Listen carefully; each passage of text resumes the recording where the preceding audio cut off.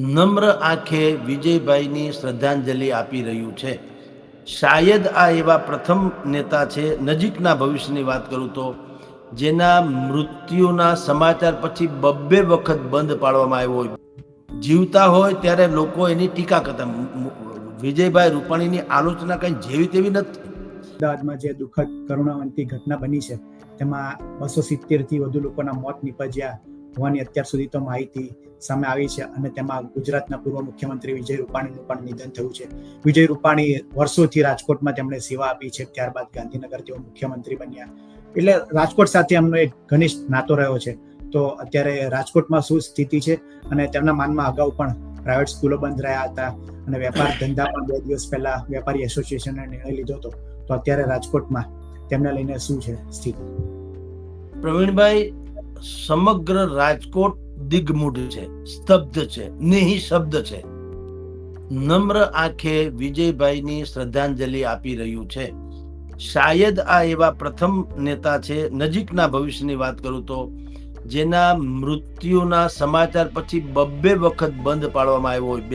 2 દિવસ અગાઉ chamber of કોમર્સથી માંડીને સ્વનિર્ભર શાળાઓ સુધી, એટલે ખાનગી શાળાઓ, એ બધી જ 650 જેટલી શાળા અને મોટા ભાગના વ્યાપારી પ્રતિષ્ઠાનો એને બંધ પાડ્યો તો આ રીતે અપીલ કરવાથી. હવે આજે પાછું એવી બંધની સ્થિતિ છે. આજે કોઈ અપીલ નથી કરી. આજે 2-2:30 વાગે અત્યારે આપણે ચર્ચા કરીએ છીએ, 1:30 વાગ્યો છે.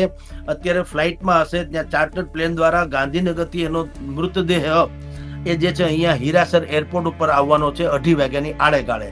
2:30 વાગ્યાથી પછી એનો મૃતદેહનો રૂટ જે છે, એટલે એના ઘર સુધી લઈ આવવાનો પણ એક રૂટ નક્કી કરવામાં આવ્યો છે, ત્યાંથી આવશે. તો એ રૂટ સહિતના બધા જ વ્યાપારી પ્રતિષ્ઠાનો આજે બંધ છે. એટલે નજીકના ભવિષ્યમાં એવા કોઈ નેતા નથી જેના દુઃખદ અવસાનના શોકમાં 2 દિવસ અલગ અલગ રીતે 2 દિવસ બંધ પાડવામાં આવ્યો હોય. હવે વિજયભાઈ જે છે એનું રાજકોટ સાથેનું, એ તો 4 વર્ષના હતા ત્યારથી રાજકોટ આવી ગયા હતા. 1956માં બર્મા રંગૂનમાં જન્મા અને પછી રાજકોટને કર્મભૂમિ બનાવી 24 વર્ષની ઉંમરે ભારતીય જનતા પાર્ટીમાં જોડાણા. નાનપણથી RSSમાં હતા, પછી અહીંયા કોર્પોરેટર બન્યા, સ્ટેન્ડિંગ કમિટીના ચેરમેન બન્યા, મેયર બન્યા, રાજ્યસભાના સદસ્ય, ધારાસભ્ય અને મુખ્યમંત્રી. આ એની સફર રહી છે. પણ વિજયભાઈને આજે જેટલું રાજકોટ યાદ કરી રહ્યું છે એટલું એનું જે સ્ટેપ ડાઉન થયા પછી, એટલે એની ઉજ્જવળ કારકિર્દીમાં બધા જ આખું રાજકોટ સાથે હતું, ભાજપ સહિત. ઓબ્વિયસલી એના ઓવારણા લેતા હતા, રાજકોટના સપૂત, રાજકોટના સપૂત, બોર્ડ લાગ્યા હતા, તમારે મારા અમિતાભ બચ્ચનના ન લાગે એવા. પણ એ જ વિજય રૂપાણી જયારે સ્ટેપ ડાઉન થઈ ગયા, એકાએક સરકાર હાઈકમાન્ડે કીધું ભારતીય જનતા પાર્ટી મુખ્યમંત્રી પદ છોડી દો. આ જ ભારતીય જનતા પાર્ટી રાજકોટની હતી. એક દિવસનો વિલંબ ન કર્યો સાહેબ, અને બધા જ બેનર પોસ્ટર ઉતારી લેવામાં આવ્યા જે એના ગુણગાન ગાતા હતા. અને એટલું જ નહીં, હજી ચીફ મિનિસ્ટર તરીકે ભૂપેન્દ્રભાઈ પટેલે શપથ શું લીધી, એ જ જગ્યાએ ભૂપેન્દ્રભાઈના બોર્ડ લાગી ગયા હતા, મૃદુ અને મક્કમ સરકારનું સ્વાગત હો, જય હો, જય હો. આ જે છે ને એ માનસિકતા હું તમને કહેવા માંગુ છું. આજે તમે ગમે એને પૂછો, વિજયભાઈ વિજયભાઈ, તમને એમ લાગે કે આના સિવાય જગતમાં કોઈ હારા માણસ થયા જ નથી. પણ એ આજે શું કામ, એટલે હરસુર ગઢવી અમારે હાસ્ય કલાકાર થઈ ગયા, એ દિવંગત છે, પણ એ બહુ કહેતા સરસ વાત કે અહીંયા મહાન થવા માટે થઈને મરવું પડે. આપણે ત્યાં જીવતા હોય ત્યારે લોકો એની ટીકા કરતા. વિજયભાઈ રૂપાણીની આલોચના કઈ જેવી તેવી નથી. જયારે સ્ટેપ ડાઉન થઈ ગયા ત્યારે અહીંયા દર ચોથો નેતા એવું બોલતા હતા, બહુ પૈસા બનાવ્યા, બહુ માથાકૂટ થઈ છે, આમ કર્યું તેમ કર્યું.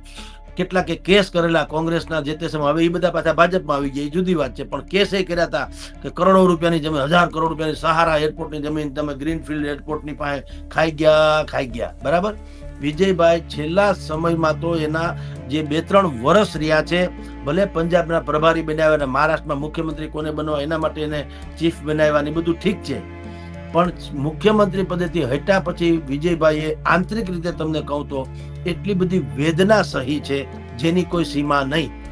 આ જ લોકો જે આજે એને પુષ્પાંજલિઓ ને શ્રદ્ધાંજલિઓ ને ઋણાંજલિઓ ને બધું અર્પી રહ્યા છે, એ જ લોકો તમને કહું છું, એ જ બધા એને આવું કરતા હતા. પણ ખેર, આ બધી દુનિયાદારી છે. દુનિયાદારીમાં એવું છે, સૂરજ આ સૂરજ છે, ઉગે એને લોકો અંજલિ આપે છે, આ ડૂબતો તો છે નહીં, મારી ને તમારી નજર સામેથી અલોપ થાય છે, બાકી બીજે તો ઉગે જ છે, પણ તોય ડૂબતા સૂરજને ઈનો સૂર્ય પાછો ઉગવાનો છે એની ખાતરી છે, તો પણ આથમતાને કોઈ અંજલિ પણ આપતું નથી, જળાંજલિ. બરાબર. એટલે એને દિવસો છેલ્લામાં ભલે એટલું દુઃખ વેઠ્યું, પણ હવે જયારે તેઓ શ્રી આપણી વચ્ચે નથી ત્યારે ખબર પડી લોકોને કે આપણે શું ગુમાવ્યું. વિજયભાઈ રાજકોટને અલ્ટ્રા મોડર્ન મેટ્રોપોલિટન સિટી બનાવવાના નિર્માતા કહી શકાય. 5 વર્ષના એના મુખ્યમંત્રી પદના કાળમાં AIIMS, greenfield airport, Atal Sarovar, new Rajkot, underbridge, overbridge, planetarium, hall, Janana hospital, ન જાણે કેટલી જે બધી વાતો યોજનાઓ જે છે એને કાર્યાન્વિત કરીને ગયા. અત્યારે કાગળ ઉપર નહીં, અમે અને રાજકોટવાસી એનો લાભ લઈ રહ્યા છે એમ કહું છું. એકેય વસ્તુ બાકી નથી. તો વિજયભાઈએ લગભગ સમજો એના કાર્યકાળ દરમિયાન 5 થી 6,000 કરોડ રૂપિયાની યોજનાઓ રાજકોટને આપી અને એનો અત્યારે કાર્યરત બધા લાભ લઈ રહ્યા છે એમ કહું છું.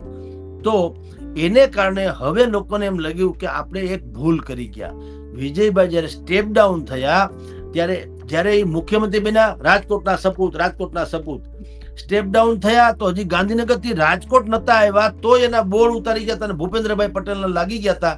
એ લોકો જે છે, જે લોકોને તમે પ્રાસંગિક લોકો કહી શકો, પ્રાસંગિક, જેવી તમારી પદ પ્રતિષ્ઠા એવી તમારી યારે સંબંધો, એ લોકોએ હવે એક છાના ખૂણે પણ પોતે પ્રાયશ્ચિત કરવું જોઈએ કે આપણે કઈક ખોટું કર્યું છે.